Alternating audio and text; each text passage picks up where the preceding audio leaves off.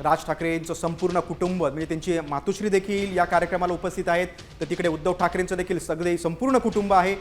पत्नी रश्मी ठाकरे, पुत्र आमदार आदित्य ठाकरे, लहान मुलगा तेजस हे सगळेजण शिवाजी पार्क इथे दाखल झालेला आहे। हा सगळा ताफा शिवाजी पार्कच्या इथे निघालेला आहे। आपण बघतोय काही वेळातच आता उद्धव ठाकरेंच्या हस्ते त्या मनसेच्या दीपोत्सव कार्यक्रमाचं उद्घाटन होणार आहे। आणि यावेळेस आता सर्वांचं लक्ष असं लागलेलं आहे की यावेळेस राज ठाकरे आणि उद्धव ठाकरे काय संबोधणार आहेत, काय युतीची घोषणा करणार की नाही, याकडे आता संपूर्ण महाराष्ट्राचं आता फक्त लक्ष युतीची लागलेलं आहे। घोषणा, अधिकृत घोषणा होणे फक्त बाकी आहे। तर आगामी काळात ही भावनिक जवळीक राजकीय युतीमध्ये रूपांतरित होते का, याकडे देखील संपूर्ण राज्याचं लक्ष लागलंय।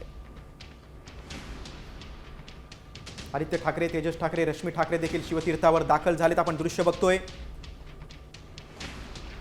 खासदार संजय राऊत देखील उपस्थित आहेत। ठाकरे सेना आणि मनसेमधील सगळे दिग्गज नेते या दीपोत्सवाच्या कार्यक्रमाला आलेले आहेत।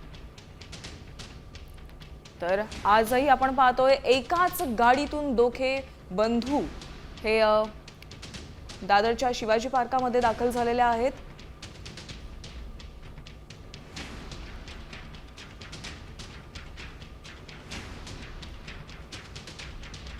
ठाकरे बंधू पुन्हा एकदा एकत्र व्यासपीठावर आपल्याला पाहायला मिळणार आहेत।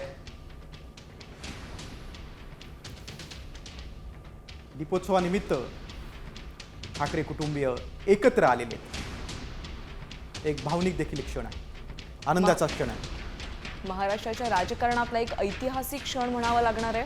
गेल्या 6 महिन्यातून यंदा तिसऱ्यांदा ही भेट, 7व्यांदा ही भेट होतीये। म्हणजे राज ठाकरे आणि उद्धव ठाकरेंनी एकाच गाडीतून प्रवास केलेला आहे।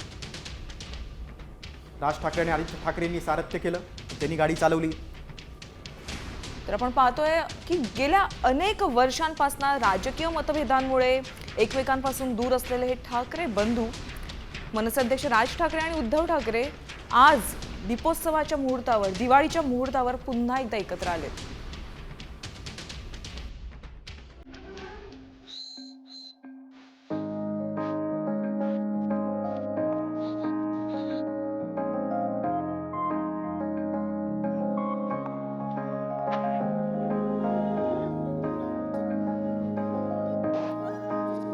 लवकरच आपण ज्या क्षणाची आतुरतेने वाट बघणार आहोत, त्या दीपोत्सवाच्या दीपप्रज्वलनाचा कार्यक्रम इथे संपन्न होतोय। आता isakal.com आहे देशातील नंबर 1 ची मराठी न्यूज वेबसाईट। प्रत्येक अपडेटसाठी isakal.com ला नक्की भेट द्या।